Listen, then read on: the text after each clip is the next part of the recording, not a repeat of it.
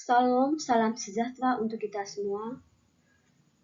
Perkenalkan, nama lengkap saya Novila Aprianti Kadel, NIM 3119073. Saya dari Universitas Katolik Widya Mandira Kupang, Fakultas Ekonomika dan Bisnis, Program Studi Ekonomi Pembangunan semester 6.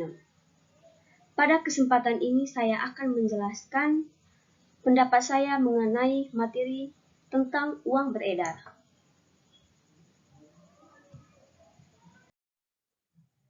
Pengertian uang beredar. Penawaran uang adalah jumlah uang yang beredar di masyarakat. Perubahan jumlah uang yang beredar secara garis besar dipengaruhi oleh uang inti sangat tergantung pada tindakan-tindakan yang ditentukan oleh pemerintah, khususnya bank sentral. Pelipat uang di lain pihak, di samping dipengaruhi oleh perilaku agen-agen ekonomi lainnya, seperti bank umum dan masyarakat domestik. Oleh karena itu, selain bank sentral, bank-bank umum dan masyarakat domestik juga memberikan andil dalam proses penciptaan uang. Uang beredar atau MS tercipta melalui interaksi pasar, yaitu permintaan dan penawaran uang. Jadi uang beredar dapat bertambah dan berkurang tergantung tarik-menarik antara permintaan dan penawaran uang yang tercermin pada perilaku pelaku utama dalam pasar uang.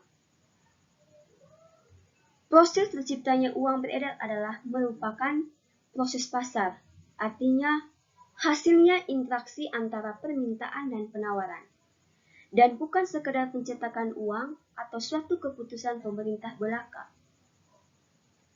Apabila misalnya pada suatu waktu permintaan akan uang inti tidak klop dengan penawaran uang inti, maka para pelaku dalam pasar uang masing-masing akan melakukan penyesuaian berupa tindakan-tindakan di sub pasar uang inti, sehingga akhirnya terjadi keseimbangan antara permintaan dan penawaran.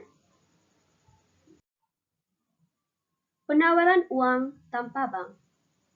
Teori ini merupakan gambaran ketika perekonomian atau pertukaran masih menggunakan dan emas adalah satu-satunya alat pembayaran dan belim ada sistem perbankan yang mempengaruhi penggunaan alat tukar tersebut. Jumlah alat tukar ini, peredaran, dan proses penawarannya di masyarakat berubah-ubah sesuai dengan tersedianya emas di masyarakat. Ciri penawaran atau suplai emas pada zamannya tersebut. Jumlah emas atau alat tukar yang beredar berubah-ubah atau bisa turun atau naik. Teori penawaran uang beredar. Dalam dunia pertukaran modern, para produsen emas tidak mempunyai peranan moneter karena dalam sistem lagi standar uang kertas. Sumber dari terciptanya uang beredar adalah otoritas moneter atau pemerintah, bank sentral, supplier uang inti, dan lembaga keuangan atau perbankan supplier uang sekunder.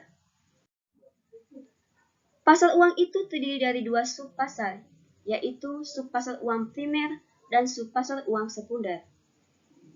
Masing-masing mempunyai permintaan dan penawarannya. Namun, kedua sub tersebut sangat erat berhubungan satu sama lain. Sub-pasar uang primer bersifat lebih fundamental karena uang sekunder atau giral hanya bisa tumbuh karena ada uang primer. Uang sekunder atau giral diciptakan oleh bank berdasarkan atas uang primer yang dipegang bank atau cadangan bank. Tanpa ada uang bank primer, tersebut tidak akan bisa diciptakan uang sekunder. Jadi, kedua sub-pasar tersebut bisa dibedakan secara konsepsi, tetapi jelas kiranya bahwa dalam kenyataan keduanya tidak terpisahkan satu sama lain. Jadi sub-pasar uang inti yang tadinya sudah seimbang menjadi tidak seimbang dan tentu kemudian akan ada tindakan penyesuaian di sub-pasar ini. Proses penyesuaian ini akan terus terjadi. Di kedua subpasar tersebut, sampai kedua subpasar tersebut mencapai keseimbangan secara bersama-sama atau simultan. Keadaan ini tercapai, maka pasar uang secara keseluruhan mencapai keseimbangan yang sesungguhnya atau equilibrium. Jumlah uang beredar atau money supply adalah seluruh persediaan uang dalam suatu perekonomian. Jadi, jumlah uang beredar dapat mencakup uang seperti tunai, koin, dan saldo dalam rekening giro dan tabungan.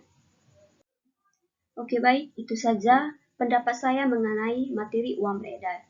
Sekian dan terima kasih.